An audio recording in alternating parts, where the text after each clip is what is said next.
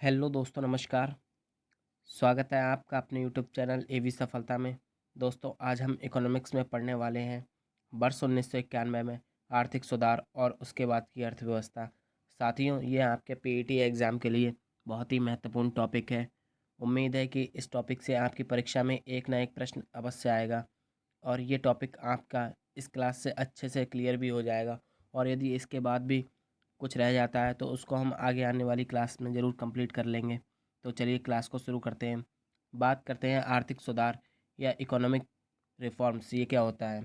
तो आर्थिक नियमों का सरलीकरण ही आर्थिक सुधार कहलाता है।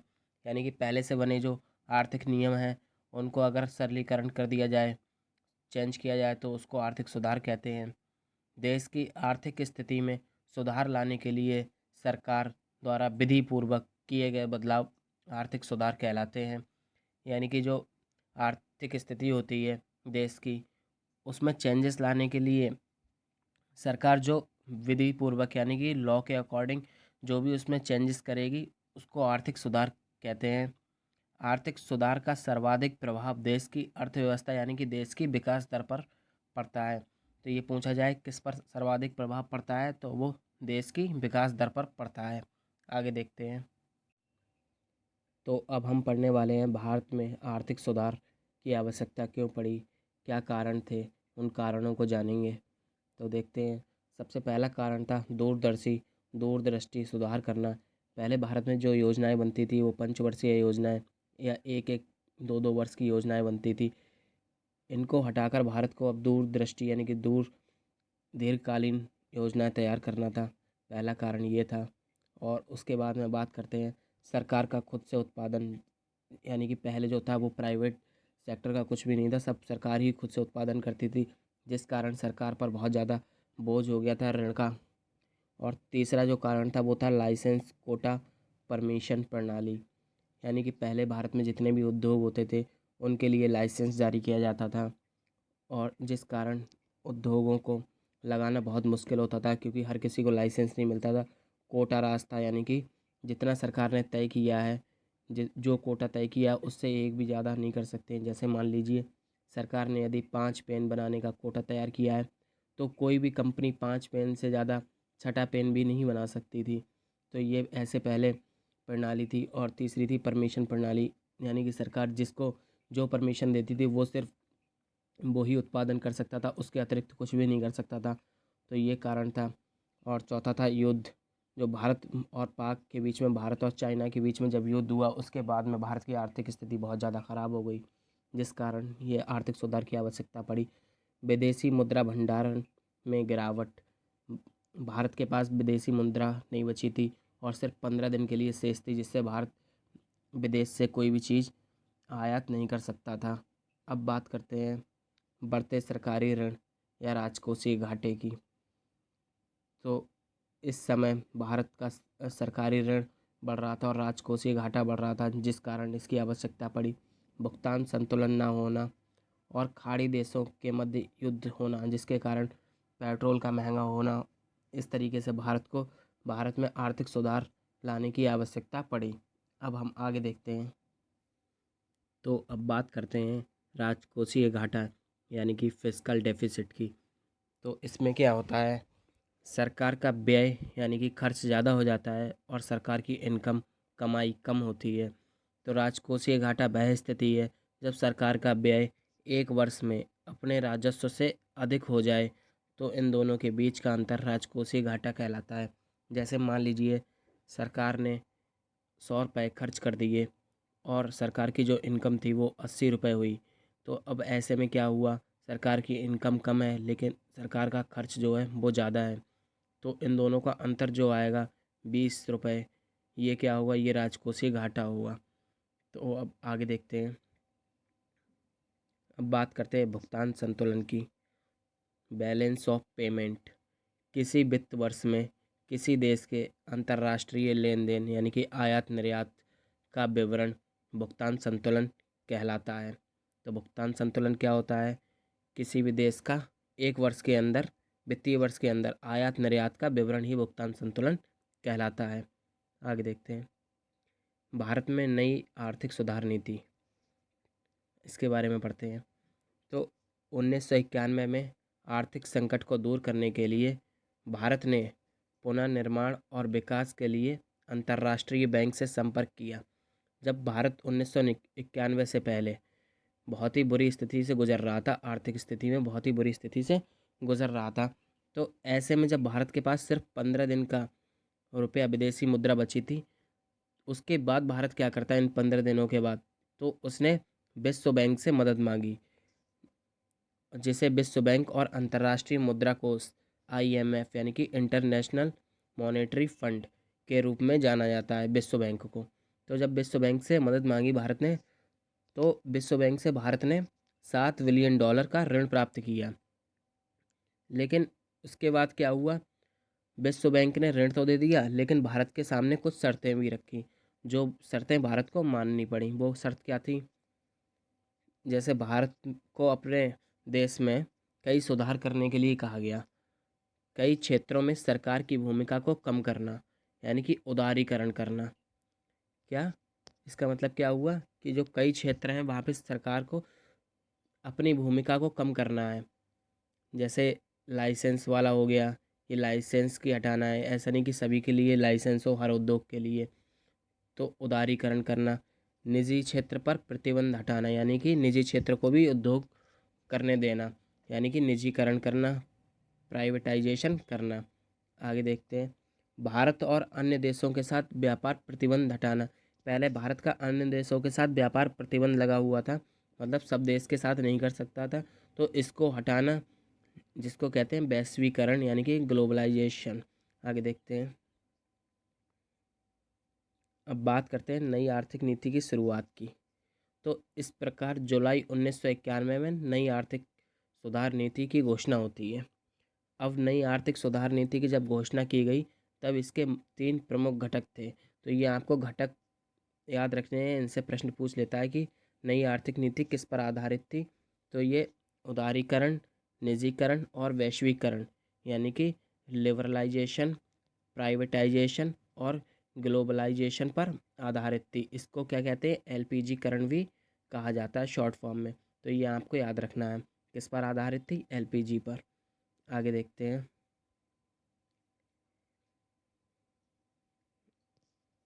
अब ये महत्वपूर्ण पॉइंट है जो आपको याद रखने हैं। नई आर्थिक नीति 1991 के समय भारत के प्रधानमंत्री कौन थे, तो ये नरसिम्हा राव जी थे। और वहीं बात की जाए भारत के वित्त मंत्री कौन थे, तो वो थे डॉक्टर मनमोहन सिंह जी। अब बात करते हैं उदारीकरण की, यानी कि लिबरलाइजेशन की। तो ये क्या होता है, व्यापार को बढ़ावा देने के लिए और देश में प्रतिस्पर्धी माहौल बनाने के लिए व्यापार और उद्योगों पर प्रतिबंध को कम करना, यानी कि प्रतिबंधों को कम करना या पूरी तरह से समाप्त कर देना। जो पहले प्रतिबंध लगे हुए थे ना, एक लाइसेंस वाला, सबसे पहले एक लाइसेंस वाला प्रतिबंध था, और दूसरा परमिशन लेनी थी, इसको हटाना था, कम करना था, और तीसरा था कोटा। तो इनको हटाकर क्या करना था, उदारीकरण। इनको हटाना या कम करना ही उदारीकरण था। अब बात करते हैं निजीकरण यानी कि प्राइवेटाइजेशन की। तो निजीकरण क्या था, सरकारी हस्तक्षेप को कम करना और निजी क्षेत्र को प्रोत्साहित करना, यानी कि जो सरकारी क्षेत्र की चीज़ें थी उनसे सरकारी हस्तक्षेप को हटा देना और उनको प्राइवेट कंपनियों के हाथों में देना, उसी को निजीकरण कहते हैं, यानी कि निजी क्षेत्र को प्रोत्साहित करना। अब बात की जाए वैश्वीकरण की, तो विश्व की अर्थव्यवस्था के साथ राष्ट्र की अर्थव्यवस्था का एकीकरण करना वैश्वीकरण कहलाता है, यानी कि भारत का विश्व के सभी देशों के साथ व्यापार करना वैश्वीकरण, ग्लोबलाइजेशन कहलाता है। आगे देखते हैं,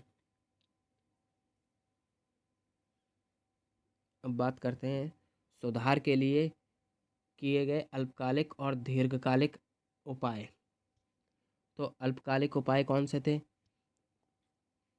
तो अल्पकालिक उपाय थे सरकारी खर्चे में कटौती, यानी कि जो भी सरकारी खर्चा होता था उसमें कटौती करना, रुपए का अवमूल्यन करना, यानी कि रुपए की वैल्यू को अन्य देशों की तुलना में कम करना, निर्यातकों को के लिए नगद भरपाई योजना समाप्त करना, यानी कि कैश योजना जो थी उसको समाप्त करना। आगे देखते हैं। अब बात करते हैं रुपए का अवमूल्यन। तो रुपए का अवमूल्यन क्या होता है?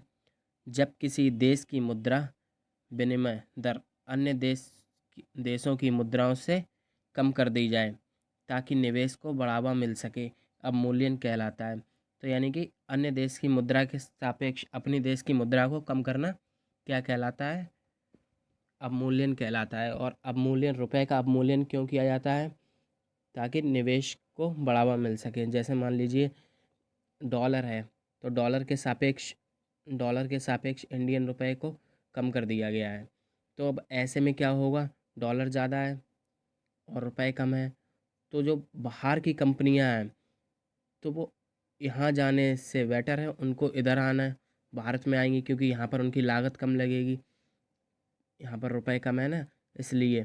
तो इसलिए किया जाता है ताकि भारत में निवेश बढ़ सके, इसलिए इसका अवमूल्यन किया गया। किसका? रुपया का। तो देखते हैं, कुल 3 बार अवमूल्यन हुआ है भारत में। पहला हुआ था 20 सितंबर 1949 को। ये आपको याद रखना है कितनी बार अवमूल्यन हुआ है। तो कुल 3 बार अवमूल्यन हुआ है। पहला 20 सितंबर 1949, दूसरा 6 जून 1966, तीसरा 1 जुलाई 1991 को। तो ये 3 बार रुपए का अवमूल्यन किया गया। रुपए का अवमूल्यन किसी अन्य देश की, मतलब दूसरे देशों की तुलना में अपनी मुद्रा को कम करना, और किस लिए? निवेश को बढ़ावा मिल सके, यानी कि जो बाहर की विदेशी कंपनियां हैं वो भारत में निवेश कर सकें। आगे देखते हैं। अब बात करते हैं दीर्घकालिक उपाय। तो औद्योगिक क्षेत्र में किए गए। नई औद्योगिक नीति 1991 की घोषणा हुई। उद्योगों को लाइसेंस मुक्त किया गया। विदेशी पूंजी तथा तकनीकी का स्वतः अनुमोदन करना, यानी कि विदेशी तकनीकी को अपनाना। लघु उद्योगों के लिए अलग नीति का निर्धारण करना, यानी कि जो लघु उद्योग होते हैं, छोटे उद्योग, उनको बड़े उद्योगों से अलग करना और उनकी अलग नीति योजना बनाना। विनिवेश नीति को बढ़ावा देना। तो ये हो गए दीर्घकालिक उपाय औद्योगिक क्षेत्र में। अब देखते हैं व्यापार क्षेत्र में। तो रुपए को परिवर्तनीय बनाना। विदेशी मुद्रा का निर्धारण बाजार के द्वारा करना, यानी कि विदेशी मुद्रा का निर्धारण कैसे होगा? बाजार के द्वारा किया जाएगा। निर्यात और आयात करों में कटौती करना। व्यापार क्षेत्र में किया गया। जब निर्यात और आयात के जो भी टैक्स होते हैं, कर होते हैं, जब इनमें कटौती की जाएगी तो क्या होगा? निवेश बढ़ेगा। तो ये थे दीर्घकालिक उपाय। आगे देखते हैं। अब कुछ एक्ट है, इनके बारे में पढ़ लेते हैं। ये आपकी परीक्षा में पूछे जाते हैं। इनकी फुल फॉर्म भी आपसे पूछ सकता है, और कब आए और इनका क्या कार्य है ये भी पूछ सकता है। तो पहले बात करते हैं फेरा की। तो ये क्या है? Foreign exchange regulation act. ये कब आया? 1973 में। फेरा एक्ट सन 1973 में पारित किया गया, जिसका उद्देश्य विदेशी मुद्रा का सदुपयोग सुनिश्चित करना था। मतलब इसका उद्देश्य क्या था? जो भी विदेशी मुद्रा थी उसका उपयोग सही से हो सके, ये इसका उद्देश्य था। काला धन ना हो, इस तरीके से ये इसका सदुपयोग करने की जिम्मेदारी किसकी थी? फेरा की। लेकिन यह एक्ट देश के विकास में बाधा उत्पन्न कर रहा था। मतलब ये जो एक्ट था ये भारत के डेवलपमेंट में बाधा उत्पन्न कर रहा था, जिस कारण सरकार ने 1997-98 के बजट में फेरा के स्थान पर फेमा एक्ट बनाने का प्रस्ताव रखा। तो यानी कि फेरा एक्ट को अब समाप्त कर दिया गया है। अब फेरा की जगह पूछा जाए कौन सा एक्ट आया है, तो ये फेमा एक्ट आया है। फेमा, तो ये आपको ध्यान रखना है। अब हम फेमा के बारे में पढ़ते हैं। फेमा की फुल फॉर्म पूछी गई थी पीईटी के एग्ज़ाम में, ये आपको ध्यान रखनी है। तो ये क्या है? फॉरेन एक्सचेंज मैनेजमेंट एक्ट 1999 में पारित किया गया, और 1 जून 2000 से प्रभाव में आया। तो कब से प्रभाव में आया? 1 जून 2000, यहाँ पर 2000 कर लेना। प्रभाव में आया। फेमा का उद्देश्य देश में विदेशी भुगतान एवं व्यापार और इसी के साथ विदेशी पूंजी एवं निवेश को देश में बढ़ावा देना है, ताकि औद्योगिक विकास और निर्यात को बढ़ावा दिया जा सके। तो क्या करना है? फेमा का जैसे विदेशी निवेश को बढ़ावा देना है, जिससे क्या होगा कि औद्योगिक विकास और निर्यात को बढ़ावा मिल सके भारत के अंदर। और विदेशी भुगतान एवं व्यापार करना है, इसी के साथ विदेशी पूंजी एवं निवेश को देश में बढ़ावा देना है। तो ये सब किसके कार्य हैं? ये सब फेमा के कार्य हैं, ये आपको ध्यान रखना है। आगे देखते हैं। अब बात करते हैं सेबी के बारे में। सेबी, तो सेबी की फुल फॉर्म क्या है? तो securities and exchange board of India, और इसको हिंदी में बोलते हैं भारतीय प्रतिभूति और विनिमय बोर्ड अधिनियम, सेबी एक्ट। और ये कब लागू हुआ? तो ये 1992 में, 12 अप्रैल 1992 को इसको वैधानिक दर्जा प्राप्त हुआ। इसका मुख्यालय पूछा जाए कहाँ है, तो इसका मुख्यालय मुंबई में है। और इसके सेबी के वर्तमान अध्यक्ष की बात की जाए तो ये है माधवी पुरी बुच। ये आपको ध्यान रखना है, ये पूछ सकता है, ये वर्तमान में अध्यक्ष हैं। इसका मुख्य कार्य क्या है सेबी का? तो सेबी का मुख्य कार्य है भारतीय स्टॉक निवेशकों के हितों का संरक्षण और शेयर बाजार का विनिमय करना। यानी कि भारतीय स्टॉक में जो भी निवेशक हैं, जो इन्वेस्टमेंट करते हैं, उनके हितों का संरक्षण करना किसकी जिम्मेदारी है? सेबी की। और शेयर बाजार का विनिमय करना ये भी किसकी जिम्मेदारी है? तो ये सेबी की जिम्मेदारी है, ये आपको याद रखना है। आगे देखते हैं। अब बात करते हैं कर सुधार की। तो 1991 के आर्थिक सुधार में क्या कर सुधार किए गए? तो इसके लिए एक चेलैया समिति बनाई गई जो कि जनवरी 1993 में रिपोर्ट प्रस्तुत करती है। टैक्स दरों का सरलीकरण की सिफारिश की थी। तो पूछा जाए टैक्स दरों के सरलीकरण की सिफारिश किसने की? चेलैया समिति ने। ये भी पूछ सकता है चेलैया समिति किससे संबंधित थी? तो ये करों के सरलीकरण से, यानी कि टैक्स रिफॉर्म्स, कर सुधार से संबंधित थी। अब बात करते हैं विजय केलकर समिति। तो भारत में विद्यमान सार्वजनिक निजी साझेदारी मॉडल, यानी कि पीपीवी मॉडल बोलते हैं इसको, PPP model, public private partnership model का अध्ययन और मूल्यांकन करने के लिए केलकर समिति का गठन हुआ। तो केलकर समिति का गठन क्यों हुआ? पीपीपी मॉडल का अध्ययन करने के लिए, पब्लिक प्राइवेट पार्टनरशिप मॉडल का अध्ययन करने के लिए और मूल्यांकन करने के लिए इस समिति का गठन हुआ। और भारत में विजय केलकर समिति की सिफारिश पर जीएसटी लागू हुई। ये आपको याद रखना है, किस समिति की सिफारिश पर जीएसटी लागू हुई? तो ये विजय केलकर समिति की सिफारिश पर हुई थी। आगे देखते हैं। अब बात करते हैं कर संरचना की। तो भारत में कैसी संरचना है टैक्स की? तो भारत में 3 स्तरीय कर संरचना है। कौन कौन सी है? पहला केंद्र सरकार द्वारा, दूसरा राज्य सरकार द्वारा, तीसरा स्थानीय नगर निकाय द्वारा कर लगाना। तो ये 3 तरीके से कर लगाए जाते हैं। कर के प्रकार कौन कौन से हैं? तो कर 2 प्रकार से लगाया जाता है, प्रत्यक्ष यानी कि डायरेक्ट, और अप्रत्यक्ष इनडायरेक्ट। अब बात करते हैं प्रत्यक्ष कर की, यानी कि डायरेक्ट टैक्स। तो ये कौन कौन से हैं? ये आयकर, धनकर, लाभांश कर, पूंजी लाभ कर। तो ये सब कैसे हो गए? प्रत्यक्ष कर यानी कि डायरेक्ट टैक्स। और अप्रत्यक्ष कर, इनडायरेक्ट टैक्स की बात की जाए तो ये कौन से हो गए? बिक्री कर, सर्विस टैक्स, उत्पाद कर, मनोरंजन कर और संपत्ति कर। तो ये सब किसके एग्जाम्पल हैं? ये अप्रत्यक्ष कर के एग्जाम्पल है। तो आपको ये भी याद रखना है, इसमें से पूछ सकता है कि कौन सा अप्रत्यक्ष कर का उदाहरण है और कौन सा प्रत्यक्ष कर का उदाहरण है। आगे देखते हैं। तो दोस्तों अभी ये इस क्लास से संबंधित कुछ महत्वपूर्ण प्रश्न हैं जो कि आपको बहुत अच्छे से याद रखने हैं। ये आपकी परीक्षा में बहुत ही ज़्यादा काम आने वाले हैं। तो चलिए इनको देखते हैं।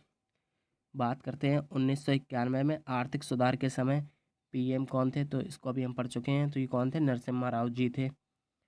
और वित्त मंत्री की बात की जाए तो ये डॉक्टर मनमोहन सिंह जी थे। उद्योगों के आधुनिकीकरण आर्थिक सुधार को क्या कहा गया है? तो इसको राव मनमोहन मॉडल कहते हैं। कौन सा मॉडल कहा गया है? राव मनमोहन मॉडल। और दोस्तों ये प्रश्न परीक्षा में आया हुआ है कि कौन सी पंचवर्षीय योजना को राव मनमोहन योजना कहा गया है? तो ये 8वीं पंचवर्षीय योजना को कहा गया है। किसको? 8वीं पंचवर्षीय योजना को किस नाम से जानते हैं? राव मनमोहन योजना के नाम से। आगे देखते हैं। भारत ने 1 जनवरी 1995 को WTO की सदस्यता ग्रहण की। तो कब सदस्यता ग्रहण की? 1 जनवरी 1995 को। किसकी? वर्ल्ड ट्रेड ऑर्गेनाइजेशन WTO की। आगे देखते हैं। 1991 के बाद वाणिज्यिक बैंक ब्याज दर स्वयं तय करती थी। तो ये सुधार किया गया था। पहले कौन, आरबीआई तय करती थी, लेकिन 1991 के बाद क्या हुआ कि जो भी वाणिज्यिक बैंक है वो स्वयं ब्याज दर तय करेंगी अपने अपने हिसाब से। भारत ने अपने घरेलू उत्पाद के आकार और आर्थिक समृद्धि की दर में उल्लेखनीय वृद्धि की। यानी कि इसके बाद जब सुधार हुआ 1991 का सुधार, उसके बाद क्या हुआ कि भारत ने अपने घरेलू उत्पाद और आर्थिक समृद्धि में उल्लेखनीय वृद्धि की। भारत की प्रति व्यक्ति आय लगभग 15 गुनी हुई। तो इस सुधार के बाद प्रति व्यक्ति आय 15 गुनी हो गई थी। अब आगे देखते हैं।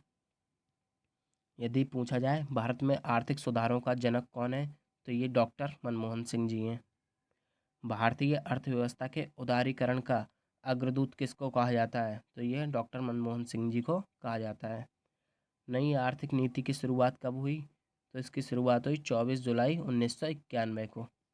बैंकिंग व्यवस्था में सुधार हेतु उदारीकरण नीति के तहत समिति कौन सी गठित हुई, तो ये थी नरसिम्हन समिति। भारत में वर्तमान में कितने उद्योगों को लाइसेंस लेने की अनिवार्यता है, ये बहुत महत्वपूर्ण प्रश्न है। तो ये 5 उद्योगों को लाइसेंस लेने की अनिवार्यता है। इसमें कौन कौन से हैं, शराब, सिगरेट, खतरनाक रसायन, सुरक्षा का सामान तथा औद्योगिक विस्फोट। तो ये 5 उद्योग हैं जिनको अभी भी लाइसेंस लेने की अनिवार्यता है। बाकी सभी उद्योगों पर से लाइसेंस की अनिवार्यता को हटा दिया गया है। वर्तमान में सार्वजनिक क्षेत्र यानी कि सरकारी क्षेत्रों के लिए आरक्षित उद्योग कितने हैं, तो अभी वर्तमान में 2 उद्योग हैं जो सरकार के हाथों में रहते हैं। कौन कौन सा है, एक परमाणु ऊर्जा और दूसरा रेलवे परिचालन। तो ये 2 उद्योग हैं जो अभी भी सार्वजनिक क्षेत्र के हैं। तो दोस्तों ये थी आज की क्लास। आपको क्लास कैसी लगी कमेंट बॉक्स में ज़रूर बताएं और साथ ही अपने चैनल ए बी सफलता को ज्वाइन करें। Thank you.